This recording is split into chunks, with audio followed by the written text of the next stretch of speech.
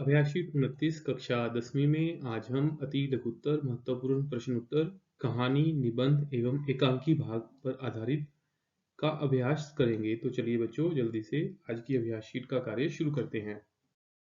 हमारे पास पहला प्रश्न है, ममता कौन थी?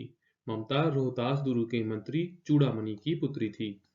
दूसरा प्रश्न है, मंत्री चूड़ामणि को किसकी चिंता थी? इसका उत्तर है, मंत्री चूड़ामणि को अपनी जवान विधवा बेटी ममता के भविष्य और अपने दुर्ग की चिंता थी। प्रश्न नंबर 3 है, मंत्री चूड़ामणि ने अपनी विधवा पुत्री ममता को उपहार में क्या देना चाहा? इसका उत्तर है, मंत्री चूड़ामणि ने अपनी विधवा पुत्री ममता को सोने चांदी के आभूषण उपहार में देने चाहे। अगला प्रश्न है, डोलियों में छिपकर दुर्ग के अंदर कौन गए? इसका उत्तर है, स्त्री वेश में डोलियों में छिपकर दुर्ग के अंदर शेर शाह के सिपाही आए।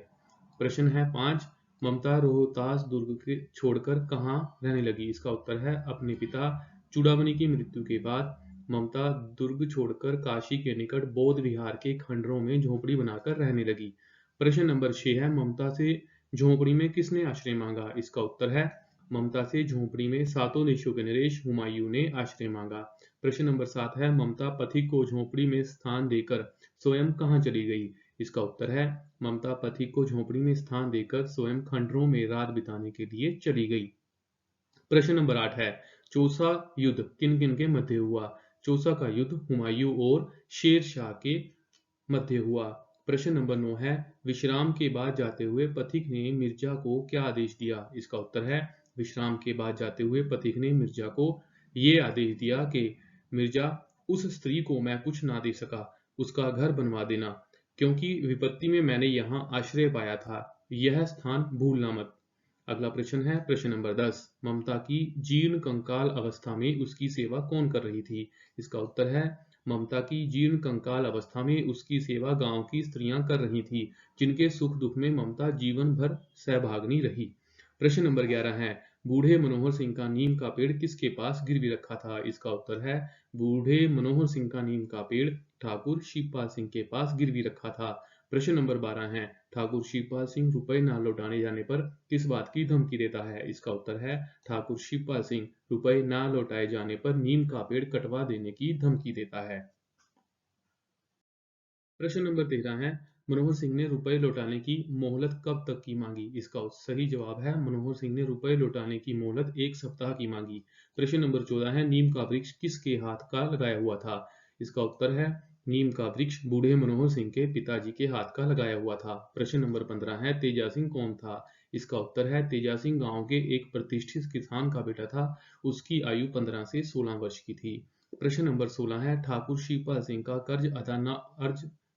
कर्ज अदा हो जाने के बाद मनोहर सिंह ने अपने नीम के पेड़ के विषय में क्या निर्णय लिया? इसका उत्तर है, ठाकुर शिवपाल सिंह का कर्ज अदा हो जाने के बाद मनोहर सिंह ने सभी गांव वालों के सामने अपना नीम का पेड़ बालक तेजा सिंह के नाम पर कर दिया। प्रश्न नंबर 17 है, छात्रावास में रहने वाली दो सहेलियों के नाम क्या थे? छात्रावास में रहने वाली दो सहेलियों के नाम अरुणा और चित्रा थे। प्रश्न नंबर 18 है, चित्रा कहानी के आरंभ में अरुणा को क्यों जगाती है? इसका उत्तर है, चित्रा कहानी के आरंभ में अरुणा को अपने द्वारा बनाया हुआ चित्र दिखाने के लिए जगाती है। प्रश्न नंबर 19 है, अरुणा चित्रा के चित्रों के बारे में क्या कहती है? इसका उत्तर है, अरुणा चित्रा के चित्रों के बारे में कहती है कि कागज पर इन बेजान चित्रों को बनाने की बजाय 2-4 की जिंदगी क्यों नहीं बना देती। प्रश्न नंबर 20 है, अरुणा छात्रावास में रात को देर से लौटती है तो शीला उसके बारे में क्या कहती है? इसका उत्तर है, अरुणा छात्रावास में रात को देर से लौटती है तो शीला उसके बारे में कहती है कि वह बहुत गुणी है, वह दूसरों के बारे में सोचने वाली समाज सेविका है। प्रश्न नंबर 21 है, चित्रा के पिताजी ने पत्र में क्या लिखा था? इसका उत्तर है, चित्रा के पिताजी ने पत्र में लिखा था कि जैसे ही उसकी पढ़ाई खत्म हो जाएगी वह विदेश जा सकती है।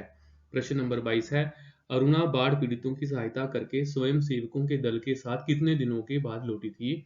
वह 15 दिनों के बाद लौटी थी। प्रश्न नंबर 23 है, विदेश में चित्रा के किस चित्र ने धूम मचाई थी? दो अनाथ विदेश में चित्रा के भिखमंगी और दो अनाथ बच्चों के चित्र ने धूम मचाई थी। प्रश्न नंबर 24 है, महेश कितने साल का था? महेश 6 साल का था। प्रश्न नंबर 25, महेश कहाँ दाखिल था? महेश अस्पताल में दाखिल था। अस्पताल में मुलाकातियों के मिलने का समय क्या था? अस्पताल में मुलाकातियों के मिलने का समय शाम 4 से 6 बजे का था। प्रश्न नंबर 27 है वार्ड में कुल कितने बच्चे थे? वार्ड में कुल 12 बच्चे थे। प्रश्न नंबर 28 है 7 बजे कौन सी दो नर्सें वार्ड में आई? इसका उत्तर है 7 बजे मरिंडा और मांजरेकर नाम की दो नर्सें वार्ड में आई। प्रश्न नंबर 29 है महेश किस सिस्टर से घुल मिल गया था? इसका उत्तर है महेश सिस्टर सुसान से घुल मिल गया था। हमारे पास प्रश्न नंबर 30 है महेश को अस्पताल में कितने दिन बाद छुट्टी मिली? महेश को 13 दिन बाद अस्पताल से छुट्टी मिली। प्रश्न नंबर 31 है बुजुर्ग बसंती कहाँ रह रही थी? इसका उत्तर है बुजुर्ग बसंती छोटे से पुश्तैनी मकान में रह रही थी। प्रश्न नंबर 32 है बुजुर्ग बसंती को किसका पत्र मिला? इसका उत्तर है बुजुर्ग बसंती को अपने बेटे का पत्र मिला। प्रश्न नंबर 33 है बसंती की पड़ोसन कौन थी? बसंती की पड़ोसन रेशमा थी। प्रश्न नंबर 34 है बसंती बेटे के साथ कहाँ आई? इसका उत्तर है बसंती बेटे के साथ शहर आई। प्रश्न नंबर 35 है कोठी में कितने कमरे थे? कोठी में 3 कमरे थे। 36 नंबर प्रश्न है नौकर ने बसंती का सामान कहाँ रखा था? नौकर ने बसंती का सामान बरामदे के साथ वाले कमरे में रखा था। प्रश्न नंबर 37 है बसंती के कमरे में कौन कौन सा सामान था? बसंती के कमरे में एक डबल बेड बिछा था, गुसल खाना भी साथ था। उस कमरे में एक टीवी, एक टेप रिकॉर्डर और 2 कुर्सियां पड़ी थीं। बेड पर गद्दे बहुत नरम थे। प्रश्न नंबर 38 है दिवाकर की नए स्कूल में किसने मदद की? इसका उत्तर है दिवाकर की नए स्कूल में अध्यापिका नीरू मैडम ने मदद की। 39 नंबर प्रश्न है स्कूल बस में छात्र छात्राएं कहाँ जा रहे थे? स्कूल बस में छात्र छात्राएं शैक्षणिक भ्रमण के लिए रोज गार्डन जा रहे थे। प्रश्न नंबर 40 है छात्राएं बस में कहाँ रह रही थी? इसका उत्तर है छात्राएं बस में अंताक्षरी खेल रही थी। छात्राएं बस में क्या कर रही थी? छात्राएं बस में अंताक्षरी खेल रही थी। 41 नंबर प्रश्न है दिवाकर बस में बैठा क्या देख रहा था? दिवाकर बस में बैठकर खिड़की के बाहर वृक्षों को तथा दूर तक फैले आसमान को देख रहा था। 42 नंबर प्रश्न है दिवाकर को अपने मन में अधूरेपन का एहसास क्यों क्यों था? दिवाकर अपाहिज था और दूसरे बच्चों की भांति उछल कूद नहीं कर सकता था, इसलिए उसे अपने मन में अधूरेपन का एहसास होता था। प्रश्न नंबर 43 है कार्यक्रम के दौरान छात्र छात्राएं क्या देखकर डर गए? कार्यक्रम के दौरान छात्र छात्राएं सांप को देखकर डर गए। प्रश्न नंबर 44 है घर से बाहर निकलकर बाहरी संसार में विचरने पर युवाओं के सामने पहली कठिनाई क्या आती है? इसका उत्तर है घर से बाहर निकलकर बाहरी संसार में विचरने पर युवाओं के सामने पहली कठिनाई मित्र चुनने की आती है। प्रश्न नंबर 45 है हमसे अधिक दृढ़ संकल्प वाले लोगों का साथ बुरा क्यों हो सकता है? इसका उत्तर है ऐसे लोगों का साथ हमारे लिए बुरा है जो हमसे अधिक दृढ़ संकल्प के हैं, क्योंकि हमें उनकी हर बात बिना विरोध के मान लेनी पड़ती है। 46 नंबर प्रश्न है आजकल लोग दूसरों में कौन-कौन सी 2-4 बातें देखकर झटपट उसे अपना मित्र बना लेते हैं? आजकल लोग किसी का हंसमुख चेहरा, बातचीत का ढंग, थोड़ी चतुराई या जैसी 2-4 बातें देखकर ही शीघ्रता से उसे अपना मित्र बना लेते हैं। प्रश्न नंबर 47 है किस प्रकार के मित्र से भारी रक्षा होती है? विश्वास पात्र मित्र से बड़ी भारी रक्षा रहती है, क्योंकि जिसे ऐसा मित्र मिल जाए उसे समझना चाहिए कि खजाना मिल गया है। प्रश्न नंबर 48 है चिंताशील, निर्बल और धीर पुरुष किस प्रकार का साथ ढूंढते हैं? चिंताशील मनुष्य प्रफुल्लित व्यक्ति का, निर्बल पुरुष बली का तथा धीर व्यक्ति उत्साही पुरुष का साथ ढूंढते हैं। प्रश्न नंबर 49 है उच्च आकांक्षा वाला चंद्रगुप्त युक्ति व उपाय के लिए किसका मुंह ताकता था? इसका उत्तर है उच्च आकांक्षा वाला चंद्रगुप्त युक्ति व उपाय के लिए चाणक्य का मुंह ताकता था। प्रश्न नंबर 50 है नीति विशारद अकबर मन बहलाने के लिए किसकी ओर देखता था? बीरबल की ओर देखता था। प्रश्न नंबर 51 है मकदूनिया के बादशाह डेमेट्रियस के पिता को दरवाजे पर कौन सा ज्वर मिला था? मकदूनिया के बादशाह डेमेट्रियस के पिता को दरवाजे पर मौज मस्ती में बादशाह का साथ देने वाला कुसंगति रूपी एक हंसमुख जवान नमक नामक ज्वर मिला था। प्रश्न नंबर 52 है राज दरबार में जगह न मिलने पर इंग्लैंड का एक विद्वान अपने भाग्य को क्यों सराहता रहा? क्योंकि उसे लगता था कि राज दरबारी बनकर वह बुरे लोगों की संगति में पड़ जाता, जिससे वह आध्यात्मिक उन्नति ना कर पाता। बुरी संगति से बचने के कारण वह अपने आप को सौभाग्यशाली मानता रहा। प्रश्न नंबर 53 है हृदय को उज्ज्वल और निष्कलंक रखने का सबसे अच्छा उपाय क्या है? इसका उत्तर है हृदय को उज्ज्वल और निष्कलंक रखने का सबसे अच्छा उपाय स्वयं को बुरी संगति से दूर रखना है। प्रश्न नंबर 54 है लेखक को अपनी पूर्णता का बोध कब हुआ? इसका उत्तर है जब लेखक को ये पता चला कि उसे बहुतों की अपने लिए जरूरत पड़ती है और वह भी बहुतों की जरूरतों को पूरा करता है, तब उसे अपनी पूर्णता का बोध हुआ। प्रश्न नंबर 55 है, मानसिक भूकंप से क्या अभिप्राय है? इसका उत्तर है, मानसिक विचारों और विश्वासों में हलचल उत्पन्न होना ही मानसिक भूकंप कहलाता है, जिससे मन में अनेक विचार आंदोलित होने लग जाते हैं। प्रश्न नंबर 56 है, किस तेजस्वी पुरुष के अद्भुत अनुभव ने लेखक को हिला दिया? स्वर्गीय पंजाब केसरी लाला लाजपत राय जी के विदेश यात्रा के दौरान भारतवर्ष की गुलामी की लज्जा के कलंक के अनुभव ने लेखक को हिला दिया।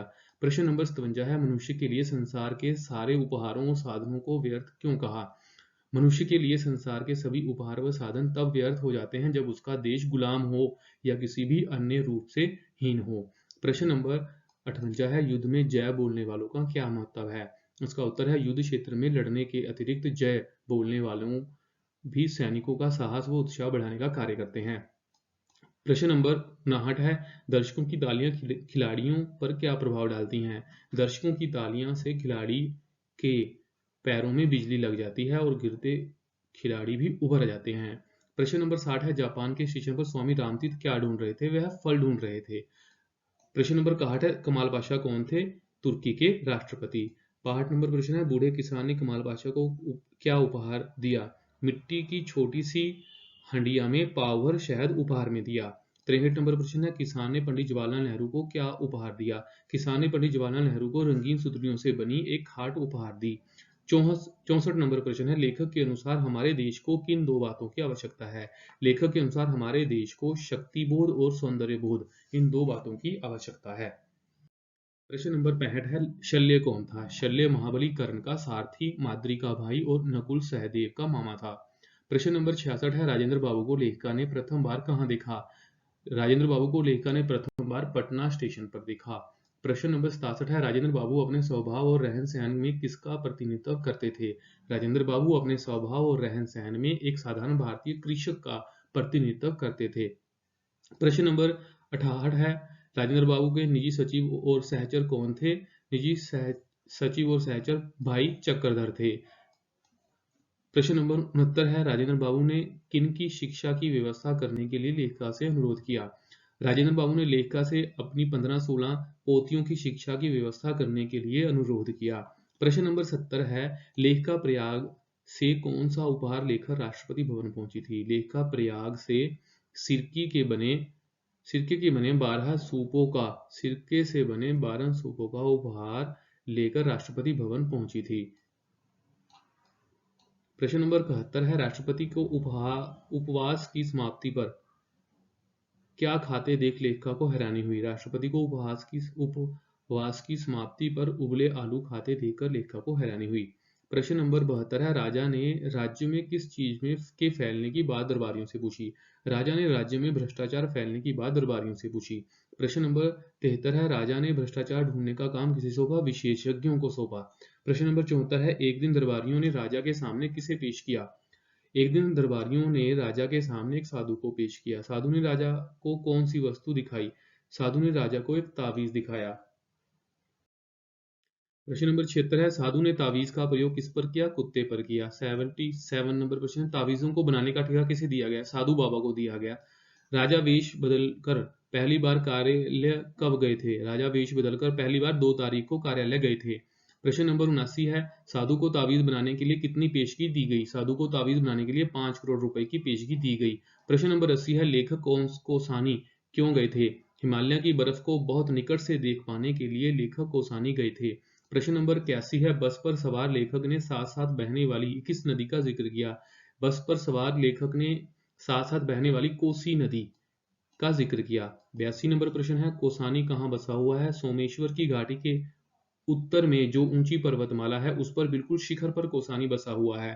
प्रश्न नंबर 83 है, लेखक और उनके मित्रों की निराशा और थकावट किसके दर्शन से छूमंतर हो गई? लेखक और उनके मित्रों की निराशा और थकावट हिम दर्शन से छूमंतर हो गई। प्रश्न नंबर 84 है, लेखक और उनके मित्र कहाँ ठहरे थे? लेखक और उनके मित्र डाक बंगले में ठहरे थे। प्रश्न नंबर 85 है, दूसरे दिन घाटी से उतरकर लेखक और उनके मित्र कहाँ पहुंचे? दूसरे दिन घाटी से उतरकर लेखक और उनके मित्र बैजनाथ पहुंचे, जहां गोमती नदी बहती है। प्रश्न नंबर 86 है, बैजनाथ में कौन सी नदी बहती है? बैजनाथ में गोमती नदी बहती है। प्रश्न नंबर 87 है, गुरु नानक देव जी का जन्म कब और कहाँ हुआ? गुरु नानक देव जी का जन्म कार्तिक पूर्णिमा को सन 1469 ईस्वी में जिला शेखुपुरा के तलवंडी अब पाकिस्तान गांव में हुआ। प्रश्न नंबर 88 से है गुरु नानक देव जी के माता और पिता का नाम। माता जी का नाम तृप्ता देवी और पिताजी का नाम मेहता कालू था।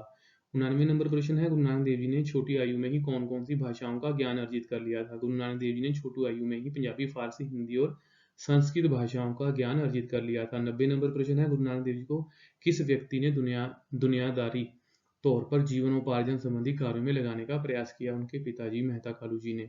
प्रश्न नंबर 91 है गुरु नानक देव जी को दुनियादारी में बांधने के लिए इनके पिताजी ने क्या किया। दुनियादारी में बांधने के लिए आपके पिताजी ने आपकी शादी देवी सुलक्षणी देवी जी से कर दी थी। 92 नंबर प्रश्न है गुरु नानक देव जी की कितनी संतानें थी, उनके नाम। उनकी 2 संतानें थी, इनका नाम लक्ष्मीदास और श्रीचंद थे। 93 नंबर प्रश्न है इस्लामी देशों की यात्रा के दौरान आपने किस धर्म की शिक्षा दी। आपने सांझे धर्म की शिक्षा दी। 94 नंबर प्रश्न है श्री गुरु ग्रंथ साहब में गुरु नानक देव जी के कुल कितने पद हैं। 974 पद और श्लोक हैं। प्रश्न नंबर 95 है गुरु नानक देव जी में श्री गुरु ग्रंथ साहब में मुख्य कितने राग हैं। 31 राग हैं। 96 नंबर प्रश्न है गुरु नानक देव जी के जीवन के अंतिम वर्ष कहाँ बिताए। उन्होंने अपने जीवन के अंतिम वर्ष करतारपुर में बिताए जो अब पाकिस्तान में है। 97 नंबर प्रश्न है गुरु नानक देव जी ने के जन्म के संबंध में भाई गुरदास जी ने कौन सी तुक कही थी। उन्होंने कहा था सुन पुकार दातार प्रभु गुरु नानक जग में पठाया। 98 नंबर प्रश्न है गुरु नानक देव जी पढ़ने के लिए किस किस के पास गए। 7 वर्ष की आयु में गुरु नानक देव जी को पांडे के पास पढ़ने के लिए भेजा गया। मौलवी सैयद हुसैन और पंडित ब्रिजनाथ जी ने भी उन्हें पढ़ाया। छोटी सी आयु में ही इन्होंने पंजाबी, फारसी, हिंदी, संस्कृत आदि भाषाओं का ज्ञान प्राप्त कर लिया था। 99 नंबर प्रश्न है दादा मूलराज के बड़े पुत्र की मृत्यु कैसे हुई। दादा मूलराज के बड़े पुत्र की मृत्यु 1914 में महायुद्ध में सरकार की ओर से लड़ते लड़ते हुई। 100 नंबर प्रश्न है सूखीडाली एकांकी में घर में काम करने वाली नौकरानी का क्या नाम था। घर में काम करने वाली नौकरानी का नाम रजवा था। प्रश्न नंबर 101 है बेला का मायका किस शहर में था। बेला का मायका लाहौर शहर में था। प्रश्न नंबर 102 है दादाजी की पोती इंदु ने कहां तक शिक्षा प्राप्त की थी। दादाजी की पोती इंदु ने प्राइमरी स्कूल तक की शिक्षा प्राप्त की थी। प्रश्न नंबर 103 है सूखीडाली एकांकी में दादाजी ने अपने कुटुंब की तुलना किससे की है। सूखीडाली एकांकी में दादाजी ने अपने कुटुंब की तुलना वट के महान वृक्ष से की है।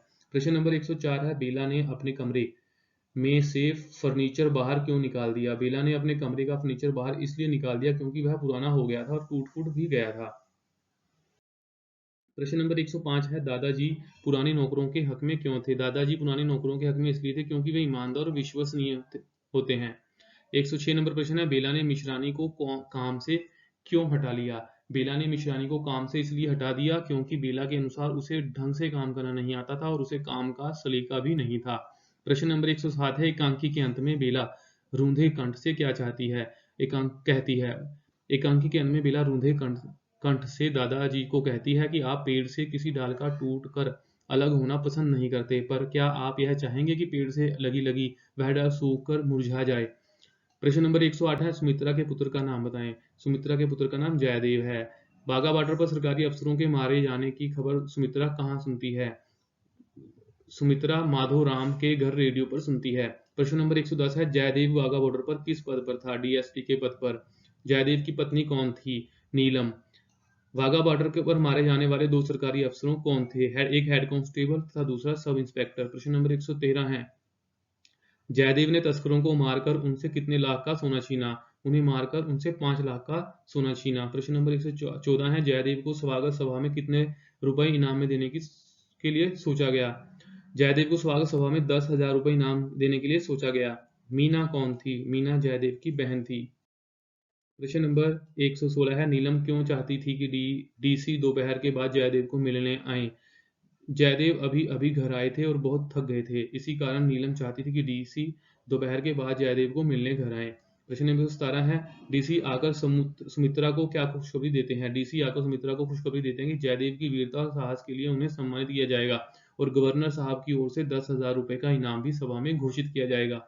प्रश्न नंबर 118 है जयदेव इनाम में मिलने वाली राशि के विषय में क्या घोषणा करना चाहता है।